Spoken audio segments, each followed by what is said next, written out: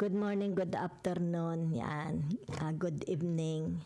Sa zodiac sign na Taurus, bibigyan ko po kayo ng reading for the whole month of July. Kanina pa po ako laswa din eh. Akala ko na may naka-video, hindi ko napansin, hindi pala naka-video. So, hindi na po natin ito babaguhin dahil nailabas ko na ha. Okay? So, ang gagawin ko na lang, uulitin ko ha. Pagpapasinsyahan, matanda na si Lula. Okay? Akala ko na may ako nagkakamera. Kaya pala biglang dumilim. Ibig sabihin, hindi nagre-record. So, Santa Maria. So, ito po ha. For the whole month of July ang energy na ito ha, yan.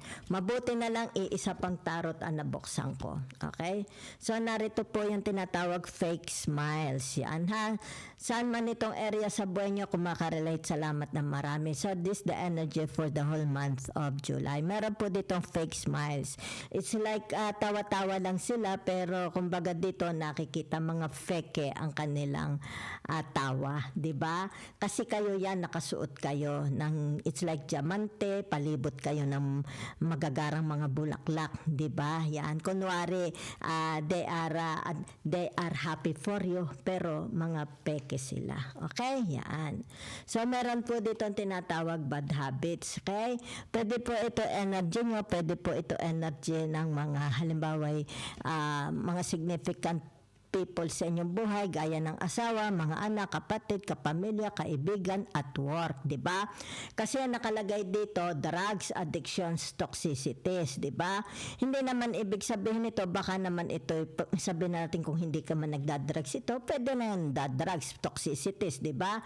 So, ibig sabihin nito, yung tinatawag, baka matakaw manigarilyo, matakaw uminom, di ba? Matakaw mag-addict, 'di ba? Kumbaga punong-puno na ng lason ang katawan, 'di ba? Maaring ito yung tinatawag matakaw magsabong, yan. Matakaw magpuyat, matakaw maglaro sa computer, basta't bad habits, yan ha. Oo. So baka ito matakaw kumain ng mga chichirya para si Lula, 'di ba? Hindi naman ako Taurus. Matakaw lang ako chichirya, yan. 'Di ba? So pinapakita diyan. Baka matakaw sa mga maaalat, 'di ba?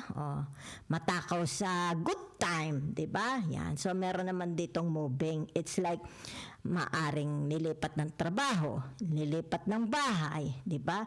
Nilipat na ng lugar, maaring from probinsya sa Maynila na lilipat, 'di ba? Baka doon na magtrabaho o baka mag-abroad, 'di ba? Maaaring lilipat na sa magandang bahay, sawa na sa kanyang bahay na tinitirhan. Okay? Maaaring dito tinatawag panibagong environment surroundings. Baka alis na sa magulang, baka hihiwalay na sa asawa. 'Di ba? Yan, may moving ha. Meron dito ang tinatawag unbothered, 'di ba? In the whole month of July, ayaw nyo kayo is maaabala. Yung tinatawag aabalahin, 'di ba? Maaring gusto nyo munang mapag-isa, baka gusto niyo magbakasyon, kumbaga dito yung tinatawag sarili mo muna, 'di ba? So meron dito ang tinatawag love affair, 'di ba? Don't lose your mind. Ibig sabihin nito, pwedeng mangyari ito kung kayo is mga married na, 'di ba? Ito yung tinatawag cheating, infidelity. Kung hindi mo naman ito energy, di hindi sa iyo, baka ang iyong tinatawag person, di ba? So, kumbaga dito, tukso. Tukso, layuan mo ako. Many choices, di ba? So, meron ditong tinatawag na bago, look at all your options, 'di ba? Kung ito'y trabaho, opportunities, tingnan nyo munang maigi bago nyo sunggapan. Okay? Yan. So, meron ditong tinatawag na shedding, 'di ba? Yan, Yan ha. Time to set higher goals. Yan ha. Kung ano man itong shedding para nagpapanit balat, di ba? Maaaring sabihin na natin in the month of July, di ba? Gusto nyo muna mag-exercise, di ba? Maaaring gusto nyo munang, tinatawag mag-diet, di ba? Yan. Maaaring dito napapasin mo nangungulabot ka na, di ba? So, ibig sabihin yan, tinatawag na it's about maybe yourself, di ba? O baka naman dito yung tinatawag na masyado na kayong, ang inyong pira is labas-labas na, di ba? Yan. So, ibig sabihin nito, teka muna, pahinga muna ako sa paggastos, di ba? Yan, okay? Kung ano itong mga i-eliminate, meron kayong mga i-eliminate sa inyong buhay, mga aring mga tao, pagkain, habits, bad habits, di ba? May mga i-eliminate, tatanggalin kayo, di ba? So it's more about pagbabago. It's like the new Taurus, out with the old, in with the new. So gagamit ako ng tinatawag na tarot card, ha? Yan, just titingnan natin saan ito sa inyong buhay. So, meron ditong tinatawag na hindi na magbabago ang kanyang sinabi. Okay? Meron ito'y tao. Hindi na niya pwedeng baguhin ang kanyang desisyon. Di ba? Ang kanyang napirmahan. Kung halimbawa ito'y kontrata, dokumento, hindi na niya pwedeng baguhin. Okay? It's like, it's too late na. Okay? Yan. So, maaring ito yung tinatawag na hindi na siya magiging active. Okay? Ibababa na niya ang kanyang corona kasi kita mo nakababa ang corona. Diba? Ibig sabihin nito yung tinatawag na panahon na para siya is makapamahinga na. Diba? It's like kayo is nagastusan ko na. Kayo'y napaglingkuran ko na. Diba? Kayo is naasikaso ko na. Naibigay ko ng lahat. Yan. Kung kaya dito, ibig sabihin nito, yung tinatawag may retirement, di ba? Yan. So, kaya nakasaksak yung tinatawag na swords, di ba? So, maaring sabihin na natin may mga dokumentong hindi na pwedeng baguhin sapagkat namatay na. Baka namatay na yung abogado, yung judge, di ba? Namatay na. Something like that, di ba? Yan. Malabo ng baguhin. Di ba? It's like kung ano ang tinatawag na naganap, hindi na pwedeng mabago sapagkat wala na yung nagsuot, di ba? It's like wala na yung judge, wala na yung abogado, wala na yung pumirma. Okay? Yan. So, maliwanag ha. Tingnan pa natin. So, meron ditong the Two of Wands. Di ba? Yan. So, ibig sabihin nito, tinatawag na it's more about, hindi ko alam kung kayo ito ha. May hinihintay ka kayo. Yan ha. O kayo ang hinihintay. Okay? So, naririto ang tinatawag na the Nine. Okay? The Nine of Pentacles. Okay? So, ibig sabihin ng the Nine of Pentacles na ito is yung tinatawag na achievements niya, nagkaroon ng tagumpay. Yan ha? Okay? Tagumpay.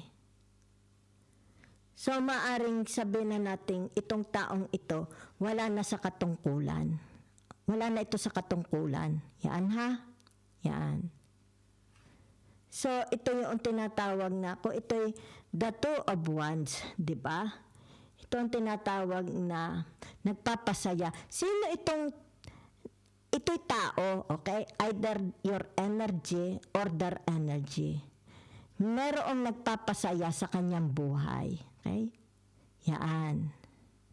It's like palagi siyang nakatingin, halimbawa yung mobile, di ba? Yung mobile.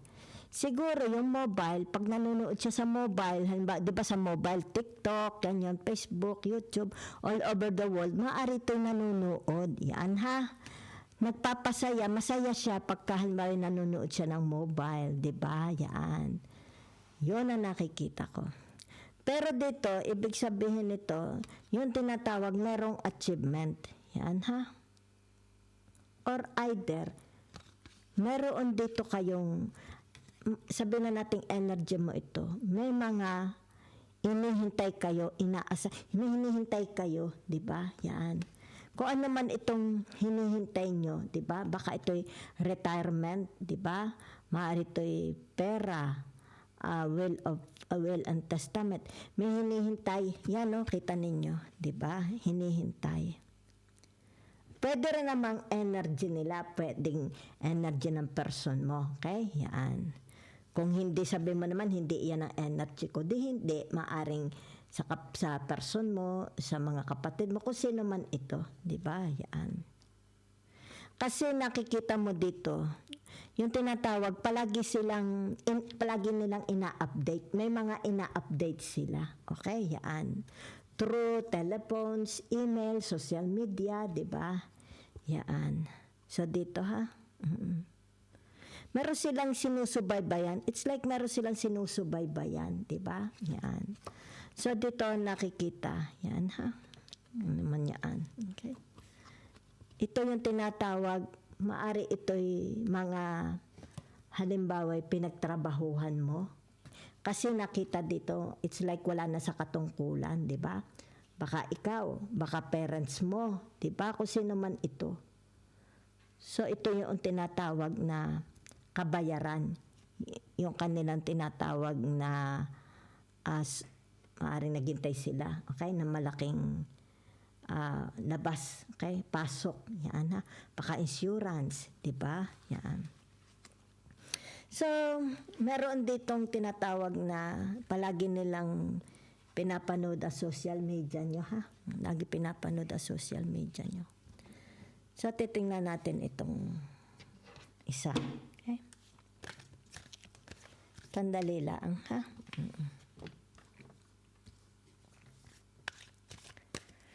Hi, meron po ditong tinatawag na the Seven of Pentacles. Yan ha. So, ibig sabihin nito, tinatawag na tagumpay, katuparan ng iyong pangarap. Yan ha. Tagumpay, katuparan ng iyong pangarap. Yan ha. Yan. For the whole month of July. Yan. Katuparan, tagumpay, katuparan ng inyong pangarap. Yan ha. Saan man itong area sa buhay nyo ha. Maari sa karir ninyo din, di ba? So narito yung tinatawag na the ten of wands, di ba? So ibig sabihin ng the ten of wands is about tinatawag na okay. Ibig sabihin nito, hindi na siya, halimbawa sabihin natin, hindi na siya babalik sa katungkulan, 'di ba? Hindi na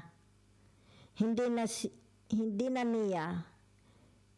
Ito yung tinatawag, hindi na niya maiibalik, okay?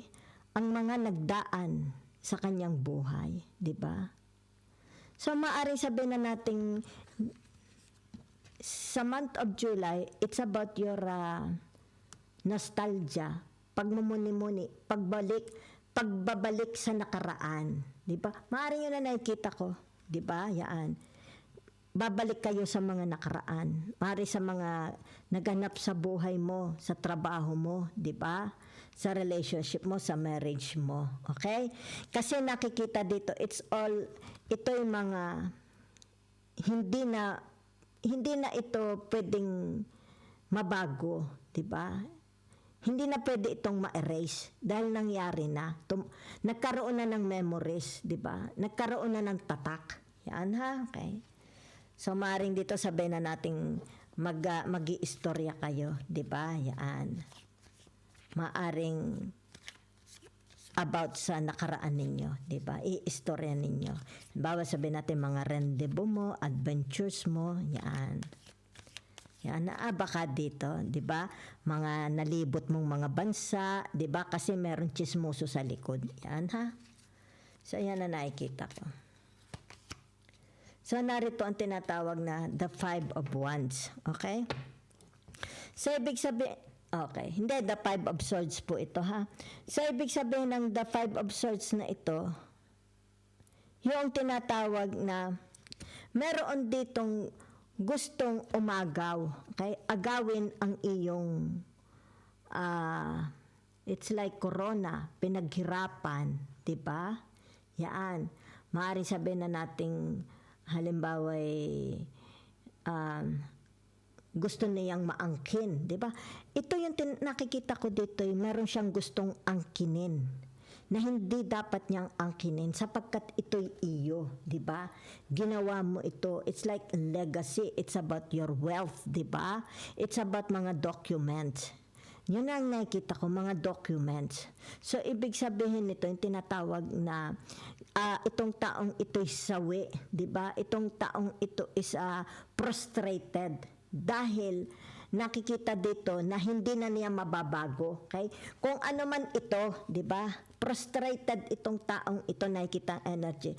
Dahil hindi na niya mababago. Halimbawa, hindi na niya mababago ang terma ng abogado. Okay? Hindi na, it's like hindi niya ito mapepek. Hindi na niya maaayos, di ba? Hindi na niya mababago. Maaring sabihin na natin, baka yung pumirma is patay na, di ba? Yan, wala na sa katungkulan, di ba? So, ibig sabihin nito, igalang. Okay? Yan. Pero dito, meron ditong energy ng tao na sakim, di ba? Yan. Kumbaga dito yung tinatawag na gusto niyang kamkamin, di ba? Ito yung tinatawag hanggang sa mamatay na ang taong ito, hindi pwedeng magbago, 'di ba? Kung ano itong nakapirma na, 'yun ang nakikita ko. So naririto ang frustration, ang energy ng taong frustrated. Okay? So yan na ang nakikita ko, ha. Maaari ito'y sandali, ha. Dahil nakikita ko dito, ito'y experience, ito'y mga na-acquire ng taong ito nung panahon siya is malakas pa. Okay? So, meron ditong very, very frustrated, di ba? Yan. Hindi siya makapayag. Pero hindi niya ito mababago sapagkat wala na, di ba? It's like, wala, halimbawa, patay na yung pumirma, patay na. Maaring patay na rin yung abogado, yung judge, di ba? Patay na eh. So, narito ang tinatawag na the death, di ba? So, ibig sabihin ng the death is tinatawag na, ano gaang, the death is, Scorpio, kung di ako magkamali, ha? Number 13 ito, okay? Yan. Sandali, ha? Scorpio, okay? So, ibig sabihin nito, yung tinatawag na it's like meron silang malalaman, okay? Yun ang nakikita ko, ha? Meron silang malalaman about this person. Teka muna, kasi ito, yan, ha? Yan. So, ibig sabihin, it's like secret. Merong secret na lalabas, okay? Na ito is tinatawag na mahahayag, malalaman, di ba? Sabi natin hindi lang ang malalaman ng isang tao, malalaman ng buong family, malalaman ng buong mundo, mahahayag, okay? Merong sikreto ang taong itong mahahayag. Yan na, yun ang nakikita ko lang. Oo, kung saan man ito, 'di ba? Yan, maaring mababasa sa social media dahil ang nakikita ko merong magpo-post, 'di ba? Merong magre-rebuild. It's like gagamit ito ng social media o kung hindi naman social media, maaring halimbawa ipatatawag ang mga family, 'di ba? Relatives, yan, ha. Kumbaga dito, merong sikreto itong taong ito. Kung ano man ang sikreto niya, maaring kwarta, 'di ba? Maaring tinatawag na kahihiyan. Okay? Kasi narito ito. Yan, ha. Maaring ito. Yung kanyang bad habits. Yan, ha. So, ibig sabihin ito, malalantad. It's like malalantad ang kahihiyan. Diba? Malalantad ang sinapit. Okay? Dito lang tayo hindi maganda. Yan, ha. So, pwede rin, kaya siguro ito'y narito. Diba? Ibig sabihin nito, kasi narito siya, it's like walang contentment ang taong ito, 'di ba? Yan. So maaring gagawa siya ng paraan, 'di ba? Yan. Kasi nakikita dito 5 of swords, maitim. Okay? Wala siyang contentment, frustrated. Pero hindi na niya mababago yung tinatawag na pinirmahan. It's more about nakikita ko meron ditong sealed, naka-sealed, 'di ba? So kung halimbawa hahanapin yung pumirma o yung mismong may-ari, hindi na kasi wala na sa katungkulan. Pwedeng nag-ano na siya, yung tinatawag deceased o nag-resign. Okay, so ayan po ang nakita ko sa inyo for the whole month of July. Yan, ha? Okay. So, ibig sabihin nito, for the whole month of July, yan, ha? Meron ditong tinatawag na, okay, sandali ha. Yan, mga taong tinatawag na meron ditong hindi nyo ka-vibes. Akalalaan ninyo, kala nyo mga ka-vibes nyo, hindi ha? Oo. Hindi nyo ka-vibes yan. Pwede ka mag-anak, pwedeng, kasi meron ditong, ito'y tinatawag na tagumpay. Meron ditong taong tagumpay. Maaring kayo, di ba? Maaring ka-partner ninyo. Okay? So, ibig sabihin nito, yung tinatawag na hindi siya masaya sa tagumpay ng tao na ito. Di ba? Yan. Pero meron ditong tinatawag, lalabas ang katotohanan. Di ba? It's like lalabas ang baho, lalabas ang tinatawag na pag-uugali, lalabas ang kanyang kahihiyan. Meron ditong tinatawag kahihiyan, 'di ba? It's like a black sheep of the family, 'di ba? Kahihiyan sa pamilya, kahihiyan sa pangalan ng pamilya, iskandalo. Meron ditong lalabas iskandalo, ha? Okay. So tingnan natin ha. Ito yung tinatawag 7 of inspiration. Ay, dito the one. Sandali lang dahil iba ang ano ha. Pag ito is 7 of wands, ibig sabihin nito is taong it's more about yung kanyang mightier. Okay? Ito ha. Ibig sabihin nito yung tinatawag, ilalabas na ang identity. Lalabas na ang kanyang tinatawag kung sino siya. Okay? Yan. Kasi the seven of wands ito ha. Ilalabas na niya ang kanyang, yun na nakikita ko ha, identity. Kasi kita mo nakatakip ang mukha, di ba? Ito yung tinatawag, ito tinatawag na hindi na siya magiging mahiyain, di ba? Yan, hindi na siya yung tinatawag na, anong tawag dito? Yun na nakikita ko ha, yan. Hindi mahiyain, pero nakatakip ang mukha, ano? Nakatakip ang mukha niya. It's more about shedding of skin, okay? So, maaring surprise ito, di ba? Meron ditong taong, yan di ba? Yan para nakita ko dito, merong taong magbabalik siguro siya, ano? Yan. Kasi nakikita mo, kung halimbawa sa social media o kaya pag lumabas sa, halimbawa sa street, di ba? Halimbawa dito, community, makikita ng community. Yan. Baka ito'y dabagong Taurus, di ba? Dito kasi it's like, yung tinatawag na kagugulatan, di ba? It's like magkakaroon ng public attention, di ba? Yan. Magkakaroon ng pang-uusyoso, di ba? 2, 4, 6, 7. Baka pang-uusyoso. Okay? Kasi kung it's more about ang nakikita ko dito tinatawag na kung itong energy na ito, okay? The 7 of Pentacles, it's about yung tinatawag tagumpay, okay?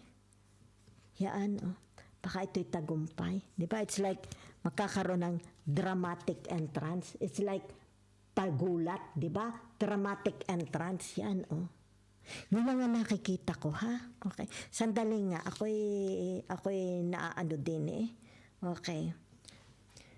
Kung dito sa tinatawag na the death, di ba? Ibig sabihin nito'y, baka ito'y bagong anyo, di ba? Baka bagong itsura, bagong pagkikilanlan, di ba? Lalantad di ba? Lalantad. Bagong pagkikilanlan, bagong katauhan, di ba? Yun ang nakikita ko. Teka, mabigat ito So, naririto ang tinatawag, the muse of inspiration. Yan. So, ibig sabihin, pagka-inspiration, the wands, di ba? The Aries, Leo, Sagittarius. Baka ito'y kasi kagugulatan eh. Okay, bahala na kayo ha. It's like kagugulatan, magiging talk of the town ito. Magiging issue, di ba? It's like issue. Baka ito'y galing abroad, di ba? Baka ito'y galing abroad. Kumbaga dito, kung babalik siya sa bansa niya, tinatawag na meron siyang dalang pasabog. Yung tinatawag pagbabago, di ba? Ibang-iba na siya. It's like, halimbawa sabi na natin nung una, mukha siyang mahinhin, ngayon pala hindi siya mahinhin, di ba? Kumbaga dito ay kagugulatan, hindi nila iniisip na ito pala is very, very daring, itong taong ito. Di ba? It's like tinatawag na, I will climb the Mount of Everest. Yan na nakita ko dito. Yan oh. It's like I will climb the Mount of Everest. It's like yung sabi niya akala niyo hindi ako makakagraduate. Doktor na ako. PhD na ako. Diba? Yan. Yan o, kita ninyo. Diba? Maybe the future. Baka ito'y future. In the future, pag nakita mo siya, it's like ngayon. Ito yung tinatawag ngayon, pinagtatrabahuhan niya for the future. Diba? Kasi narito ang the death. Okay? Kasi itong the death na ito, it's like mayroong lihim na malalantad. Sandali nga, nahihirapan ako dito The materials. Okay, tamo. Di tama. Okay? Dahil itong the materials, itong tinatawag na the Capricorn, Taurus, Virgo. Okay? So, ibig sabihin nito, yung tinatawag na matatanto na niya, maaabot na niya ang rurok ng kaligayahan, ang rurok ng tagumpay. Ay, Santa Maria, kaya pala ito, di ba? Maaabot, matatanto. It's like tinatawag na go with the winds, di ba? Kung saan man ang punta ng taong ito, ibig sabihin nito, naroon sa pupuntahan niya ang tinatawag na tagumpay. So kung kaya ibig sabihin nito, pag nagbalik siya, di ba? Di ito na siya. Rurok ng tagumpay. Di ba? It's like aalis itong taong ito. Kinadabutan ako. Aalis ang tao na ito. Okay? So ibig sabihin nito, yung tinatawag na pag siya'y umalis, diba, it's like, halimbawa, pag nag-resign siya doon sa trabaho niya, magiging occupied na ito. Okay? Pero ito'y maaring pwedeng balikan niya. Aywan ko siguro siya lang pwede niya itong balikan. Okay? At ito yung tinatawag na once, kasi ito na maybe ito yung tinatawag future, sa kanyang pagbabalik, diba? Yan, kita mo. It's like magiging mukhang batang-bata siya, hindi siya mukhang matanda. Diba? At kung sino man ito, it's like meron ditong nagtatago ng sekreto sa kanya, mabubunyag din ito, mahahayag, diba? Ito ang tinatawag na para siya is magkaroon ng tinatawag katahimikan, diba? Magkaroon ng balance ang buhay niya. Ibig sabihin nito yung tinatawag na deserve niya malaman ang katotohanan, diba? Yan. So, whatever is this, nagpaplano ang taong ito. Diba? Yan, nagpaplano. Kung kaya dito, nakikita na hindi na mababago ang kanyang magiging desisyon. Yan. Hindi na, kasi ibinaba na yung corona. It's like, nagawa na. It's done. Kumbaga dito, napermahan ko na, it's done. Yan ha. So, kung sino man ito, yan ha.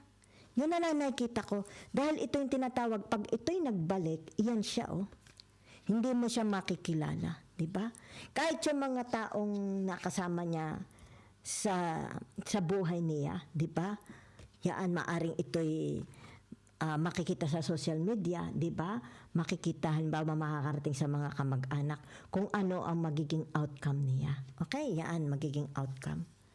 So kaya dito nakita, 'di ba? It's like hindi nila ubos maisip, 'di ba? Ang mangyayari sa tao na ito. Okay? Kumbaga itong taong ito very slow. Aba, ito pala ngayon is yung tinatawag na very bold and daring. Yan, no? Kita mo? Magiging bold and daring. At kumbaga dito tinatawag na wala na, tagpas na ang kanyang mga problema. It's more about tinatawag na happiness na ito. Kaya dito, yan ha? It's more about enjoying their life. Thank you very much.